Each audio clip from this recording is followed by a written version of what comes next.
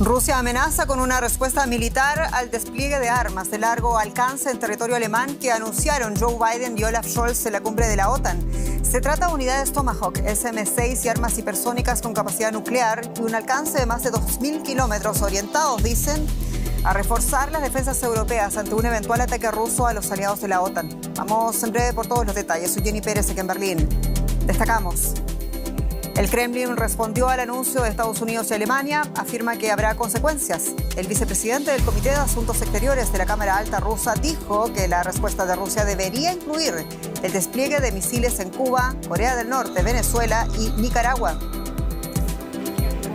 Ante Volodymyr Zelensky, Joe Biden anunció un nuevo multimillonario paquete de ayudas para Kiev y que Estados Unidos ha creado, además, dijo, una coalición global de 50 países comprometidos con la defensa de Ucrania.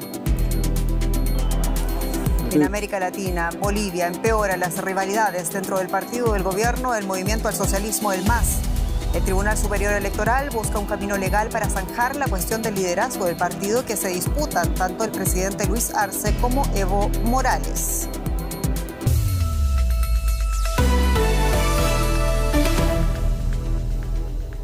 El anuncio de que Estados Unidos desplegará misiles de largo alcance en territorio alemán a partir del año 2026 y la consiguiente respuesta de Rusia recuerdan los tiempos de la Guerra Fría, cuando ambas potencias iniciaban una escalada armamentística en el corazón de Europa. Las nuevas armas en territorio alemán tendrán mayor alcance y poder de fuego para aumentar la capacidad de disuasión ante un eventual ataque a distancia. Recordemos que en la Guerra Fría los despliegues de armas se prolongaron hasta que en el año 1987 se firmó el Tratado sobre Fuerzas Nucleares de Alcance Intermedio que prohibía los misiles nucleares y convencionales con alcance de entre 500 y 5.500 kilómetros. Este tratado estuvo en vigor hasta que Donald Trump retiró a los Estados Unidos en 2019, alegando que Rusia lo había violado repetidamente. Luego, la invasión rusa a Ucrania en 2022 terminó por romper ese status quo entre potencias establecidos tras la Guerra Fría. Son otros tiempos y lo son también para el canciller alemán Olaf Scholz, quien ya celebraba el anuncio desde Washington. Dijo que es producto de un proyecto que llevaba planificándose hace un tiempo con los Estados Unidos. Vamos a escuchar parte de las declaraciones del canciller alemán. Creo que es el momento adecuado para tomar las decisiones correctas. Y añadiré otro aspecto que me parece importante. Estados Unidos ha decidido desplegar sus capacidades de ataque de precisión en Alemania, lo que me parece una decisión muy acertada y que encaja con todas las decisiones que ya hemos tomado.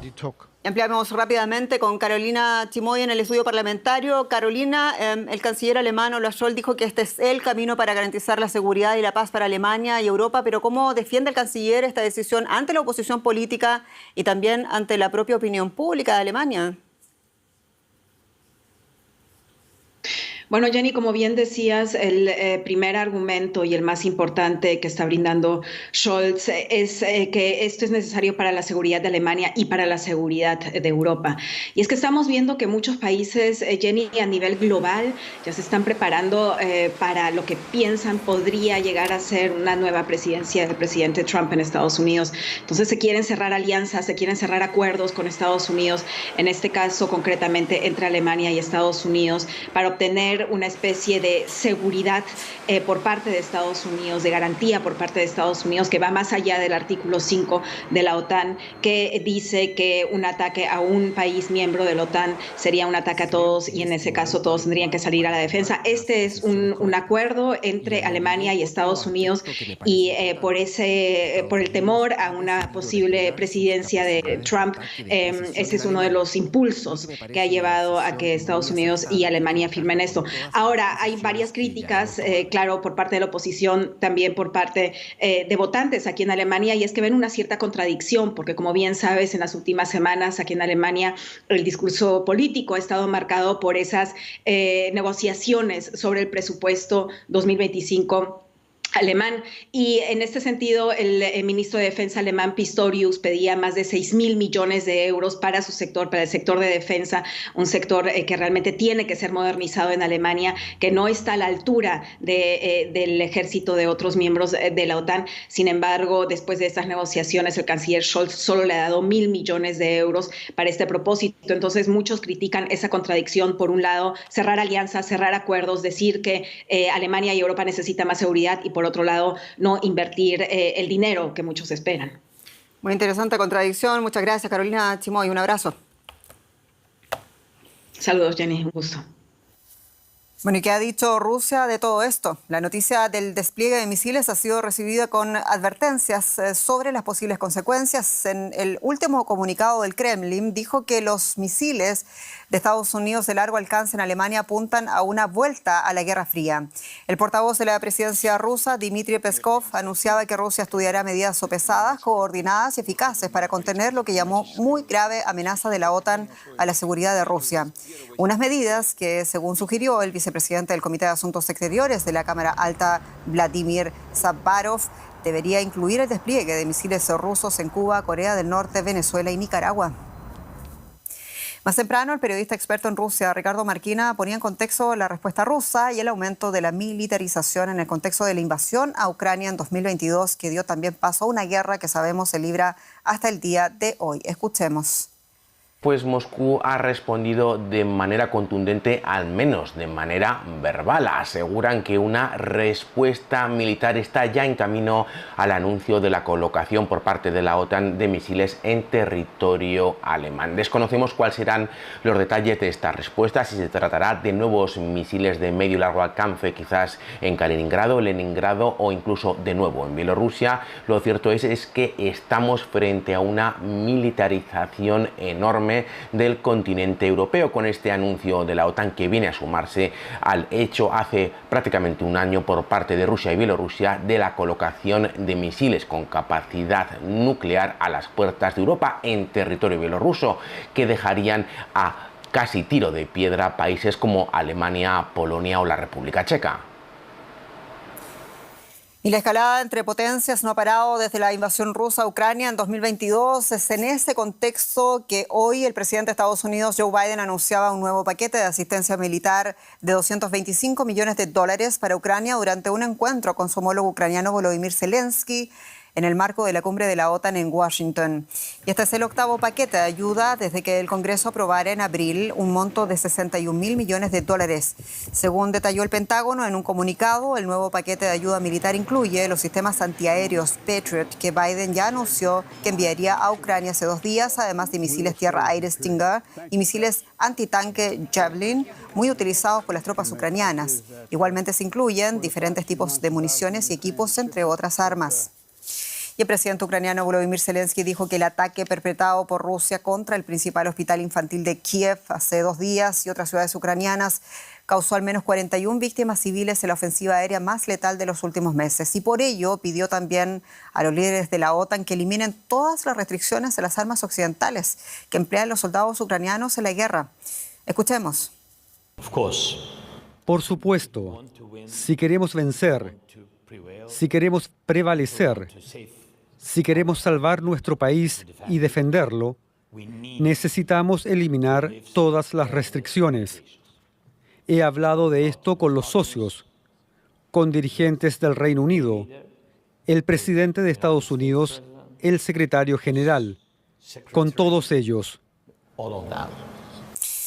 Y la enviada especial de Deutsche Welle a Washington, Laura Iglesias, nos hablaba de este nuevo pedido de Zelensky sobre el levantamiento de restricciones a las armas occidentales en territorio ruso, algo que finalmente fue descartado. Escuchemos. Desde aquí, desde el último día de la cumbre de la OTAN, el presidente de Ucrania, Volodymyr Zelensky, ha agradecido a sus aliados la concesión de decenas de baterías de sistemas de defensa antiaérea para contrarrestar los bombardeos de Rusia. Ha agradecido también la concesión de F-16, estos aviones que Ucrania esperaba ya desde hace un año y que van a empezar a llegar este verano. Pero desde esta cumbre, la principal petición de Volodymyr Zelensky ha sido que sus aliados le permitan utilizar las armas occidentales para atacar adentrándose en Rusia los lugares, los aeródromos, desde donde Rusia lanza sus ataques contra objetivos civiles en Ucrania. Ya se vio que el permiso concedido por Estados Unidos, por Francia y por Reino Unido para utilizar sus armas poco más allá de la frontera de Rusia para contrarrestar la ofensiva iniciada en Kharkiv, pues paraba esa ofensiva el pasado mes de mayo. Sin embargo, esta última petición de Zelensky de poder adentrarse más allá en territorio ruso ha sido descartada poco después por el portavoz del Consejo Nacional de Seguridad de Estados Unidos, John Kirby, que decía: no van a hacer esa concesión para que la guerra no se extienda, para evitar una escalada. Así que de momento Zelensky no tiene el sí de los aliados para esa nueva petición. Y cambiamos ahora de asunto, hablamos de la otra guerra. La ONU ha expresado su profunda preocupación por las últimas órdenes de evacuación dadas por Israel el miércoles. Por segunda vez desde el inicio de la guerra en Gaza con la milicia terrorista Hamas, se ha exhortado a todos los civiles palestinos a abandonar la ciudad de Gaza. Israel afirma que el objetivo son diversas áreas donde cree los milicianos palestinos reagrupan sus fuerzas debajo de los túneles.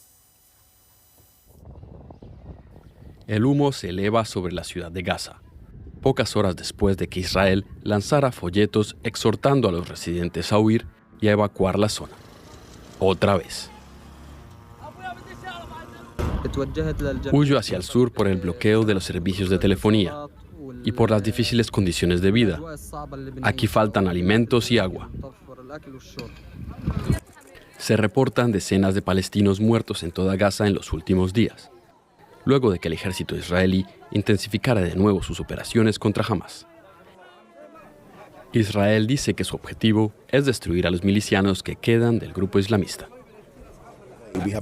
No tenemos ningún interés en dañar a civiles en la ciudad de Gaza o en otros lugares. Estamos intentando golpear a los terroristas desde donde ellos atacan o desde donde tienen su base. El ejército israelí asegura haber retirado sus tropas del distrito de Shujailla, en la ciudad de Gaza, tras completar una operación de 2 semanas allí. Pese a todo, algunos residentes han decidido volver. Tras la primera incursión vinimos y reparamos nuestras casas, y para poder refugiarnos arreglamos las ventanas cubriéndolas con plásticos. Ahora volvemos a Shujailla después de 15 días, y se puede ver la destrucción. No dejaron nada, ni árboles. Esta era una zona muy verde. ¿Qué culpa tienen las piedras y los árboles? ¿Y yo como civil? Mientras los soldados israelíes vuelven a zonas que afirmaron que estaban libres de Hamas, los civiles en Gaza continúan buscando un refugio seguro. Y vamos por la contracara. La periodista Maya Siminovich está con nosotros con las novedades también allá en Tel Aviv. Maya, saludos. ¿Y cómo explican las defensas de Israel volver a lugares que ya habían sido, según dijeron, liberadas de Hamas? Hola, Jenny. Sí, la verdad que no lo explican mucho, no de manera diaria, por ejemplo, porque creo que lo dan por supuesto. Lo que está pasando en Gaza es que los terroristas y los atacantes de Hamas están en los túneles. Los túneles son profundos o profundísimos, de 8 metros, 12 metros, 40 metros. Y no es una leyenda, es verdad aparentemente que Gaza está construida por debajo y protege a los que consiguen estar protegidos ahí, que son Hamas. No es la población civil que está arriba y está sufriendo todo lo que vemos que sufren, de manera que no es tan difícil que se reagrupen, aparentemente, después de que se han destruido zonas y más zonas, porque según vemos también en imágenes que difunden tanto Hamas como la Yihad Islámica en sus medios sociales, la guerra de guerrillas que emprenden contra el ejército israelí es salir de una compuerta de un túnel, 2 o 3 personas, 2 de ellas armadas, la tercera armada con un teléfono, para filmar el poner una bomba en un tanque o en un recinto o un edificio y hacer el mayor daño posible con la menor pérdida de personas de ellos. De manera que ellos salen de los túneles y regresan. Supongo que esa es la manera en la que se explica más o menos por qué siguen reagrupándose y siguen estando activos en varias zonas. Civiles como escudos humanos, Amaya, mientras los negociadores avanzan también en las conversaciones en Israel, empiezan esas investigaciones internas de los errores, de ese enorme fallo de seguridad garrafal que cometió el ejército y también todo el establishment de seguridad de Israel aquel 7 de octubre. ¿Qué pasó hoy concretamente en este tema? Hoy ha sido un día que está muy lleno de una única noticia, que es que 2 altos mandos del ejército fueron al kibbutz Be'eri. Eligieron esto como ejemplo para para empezar a explicar qué es lo que pudo haber pasado. Han hecho un informe muy exhaustivo de qué es lo que falló ese día. Como ha sido también un acto dramático donde fueron al kibutz y pidieron disculpas a la gente por no haber estado allí. Es la primera vez que han verbalizado los hemos abandonado y vamos a tratar de corregir nuestros errores. Es algo también que desafía bastante lo que Netanyahu ha estado proponiendo, que es un poco borrón y cuenta nueva. E incluso su ministro de Defensa hoy ha dicho que también él tiene que ser investigado y que el primer ministro tiene que ser investigado y que todo el mundo tiene que ser investigado. Así que el país hoy está en ese clima de no nos sirve de nada saber cuánto nos habéis fallado porque los muertos están muertos, pero el ejército dice que eso es muy importante para ellos para que no se vuelva a repetir una nueva masacre así. Y de hecho van a ir punto por punto, kibutz por kibutz y fallo por fallo, o eso dicen. Maya Siminovich, muchas gracias de nuevo por esta información allá en Tel Aviv. Gracias, Jenny. Y cambiamos ahora de asunto, vamos a hablar de economía con mi colega Belén Palancar. Muy bienvenida. Gracias, Jenny. Pues íbamos con este importante y revelador informe de la Conferencia de Naciones Unidas sobre Comercio y Desarrollo, que pide una mayor sostenibilidad para mitigar el creciente impacto ambiental de la economía digital. En su informe anual, la agencia advierte sobre los daños climáticos y medioambientales, por ejemplo, debido al aumento del consumo de electricidad, agua y materias primas. A esto se suma el cada vez mayor número de dispositivos electrónicos y el consiguiente incremento de residuos. El informe destaca también la carga desproporcionada que soportan los países en desarrollo, aunque señala la oportunidad que representa la economía digital. Y es que la creciente demanda global de minerales críticos está impulsando la inversión extranjera directa en América Latina. La ONU hace un llamamiento para que desarrollen soluciones sostenibles. Lo comentamos con Clara Inés Pardo, doctora en Economía. Gracias por estar con nosotros. En primer lugar, señora Pardo, para ponernos en contexto, ¿cómo se compara el impacto ambiental de la economía digital con otros sectores industriales? Bueno, buenas tardes a todos. Pues básicamente el impacto se puede comparar de dos maneras. Primero, pues nosotros sabemos que la industria digital tiene temas de manufactura y también de servicios, donde podemos decir que son intensivas energéticamente estos sectores productivos debido a que requieren muchos usos de energía, primero para producir los aparatos y en el consumo, especialmente tecnologías como el blockchain requieren de mucha energía para poder decodificar los códigos. Entonces esto hace que pensemos que este es un sector intensivo energéticamente y que en la medida que crece la población pues vamos a necesitar más energía. Se estima que en el año 2050 vamos a tener que utilizar para solo la transformación digital entre 2 y 3 veces más de la energía que estamos utilizando actualmente. Señora Pardo, por una parte, ¿qué estrategias podrían adoptar estos países para mitigar estos efectos negativos de los que hablamos? Y por otra, ¿cómo concienciar entonces a los consumidores? Bueno, primero que todo, las empresas que producen tecnología y demás deben mirar hacia la sostenibilidad.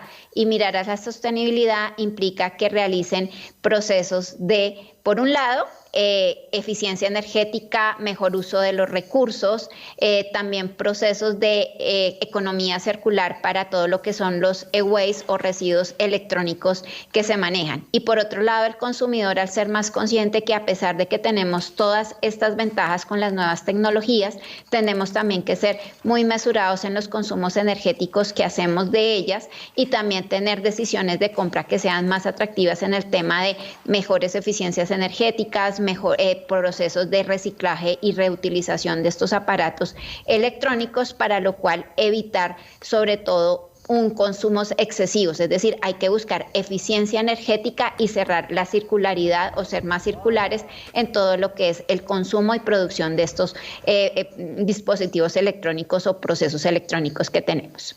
Y por último, si dejamos de lado este impacto medioambiental, muchos países en América Latina están recibiendo inversión extranjera para obtener esas materias primas necesarias. ¿Valoraría esto como una oportunidad para la región?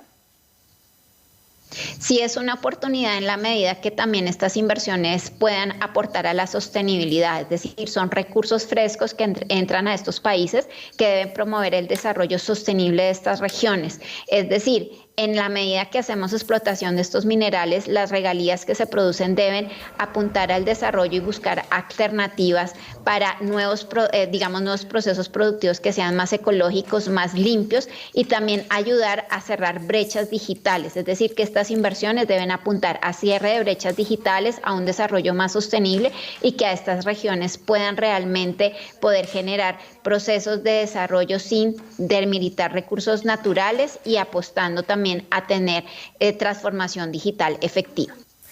Doctora Clara Inés Pardo, muchísimas gracias por esta conexión con DW. Muchas gracias a ustedes y espero que la información sea de interés para todos. Así es, sí ha sido, por supuesto, de interés, pero seguimos contándoles cosas para ustedes. Jenny.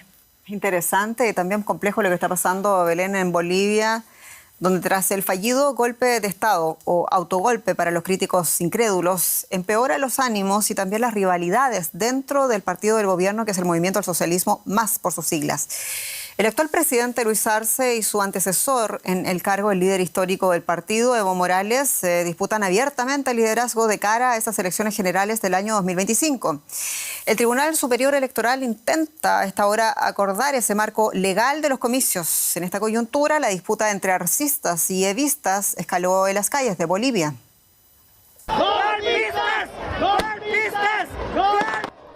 Estas imágenes reflejan la división política en el seno del partido de gobierno en Bolivia. Seguidores del Movimiento al Socialismo, el MAS, se enfrentan entre ellos en una plaza de La Paz. La disputa por el poder entre el actual presidente, Luis Arce, y su predecesor y líder histórico del MAS, Evo Morales, se traslada a las calles. Mira lo que hacen los evistas. Mira, con esta piedra grandada está. No muy lejos, los líderes de los partidos políticos y las autoridades electorales intentan lograr un acuerdo para sentar las bases de las elecciones generales de 2025. 4. Los asistentes de manera unánime piden a la Asamblea Legislativa Plurinacional aprobar una ley que suspenda las elecciones primarias para la gestión 2024. Morales aspira a volver al poder en 2025.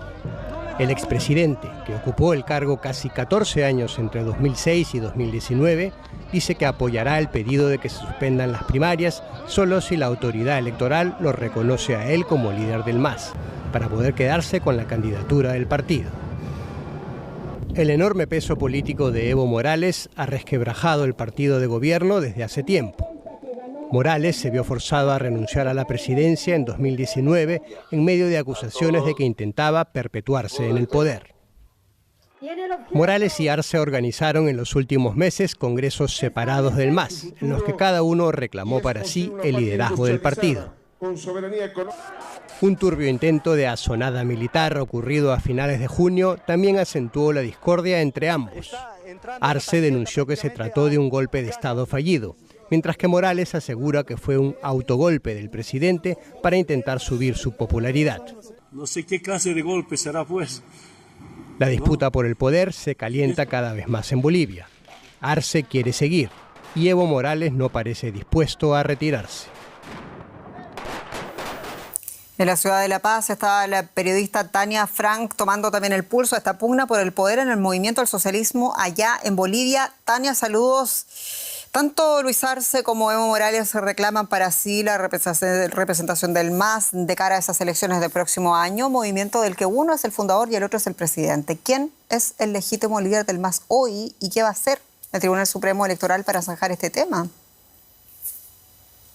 Jenny, muchísimas gracias. Una pregunta compleja sin duda alguna ante el panorama de división, de polarización que se ve en el partido del Movimiento al Socialismo, como bien lo decías, también disputado por Luis Arce y también Evo Morales. Y esta disputa, como lo han visto, se ve en las calles, se ve en los congresos, se ve en las reuniones donde están participando los militantes del Movimiento al Socialismo, y también esta división se ha trasladado a la Asamblea Legislativa, donde ahora hay hay diputados parlamentarios que están en la línea de lo que han denominado que son los que apoyan a Luis Arce, que son los arcistas, y los diputados que apoyan a Evo Morales, que son los evistas. Esta división ha generado una polarización total del partido más grande de Bolivia, del Movimiento al Socialismo, y sin embargo también tiene que ver con las candidaturas a elecciones. Luis Arce no se ha pronunciado oficialmente si va a ser o no candidato a presidente. Sin embargo, el expresidente Evo Morales en todo caso se enfrenta a un fallo del Tribunal Constitucional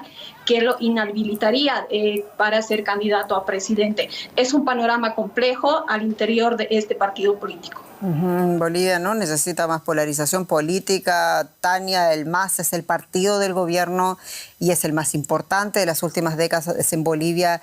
En términos electorales, ¿cuánto puede terminar costando esta disputa interna? Bueno, desde el Tribunal Supremo Electoral se invita tanto a Evo Morales en la última reunión que han tenido el día de ayer para poder delinear algunas actividades que se van a desarrollar rumbo a las elecciones judiciales, en todo caso también, y elecciones presidenciales. Se ha reunido el Tribunal Supremo Electoral con líderes políticos, ha invitado a Evo Morales, también al presidente Luis Arce. No hay ahorita una cabeza que esté de frente hacia el Tribunal Electoral. Sin embargo, el Tribunal Electoral ha señalado que la prioridad ahora es las elecciones judiciales. Ya han firmado un acuerdo donde se va a anular las elecciones primarias, ¿no? Evo Morales no ha firmado el acuerdo, ha puesto condiciones para firmar el mismo. Sin embargo, desde el Tribunal Electoral se está trabajando en un proyecto de ley para poder anular las elecciones primarias y priorizar las elecciones judiciales y posteriormente las elecciones presidenciales. Muchas gracias, Tania Frank, en La Paz. Y cambiamos totalmente de tono para fijarnos en lo siguiente. Imagínese usted ir remando en un botecito y encontrarse de pronto con unas 1000 ballenas. ¿Sentiría emoción o sentiría miedo? Bueno, eso es lo que le pasó al protagonista de esta historia, el británico Tom Haddington, quien se había propuesto nada menos que cruzar el Atlántico Norte. Y aquí les vamos a dejar las emocionantes imágenes de ese momento. Esto es genial. Un grupo de ballenas rodea mi bote.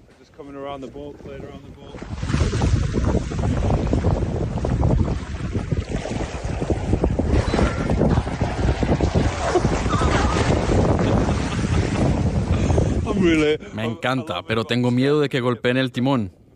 Están tan cerca. Puedo oírlas haciendo burbujas.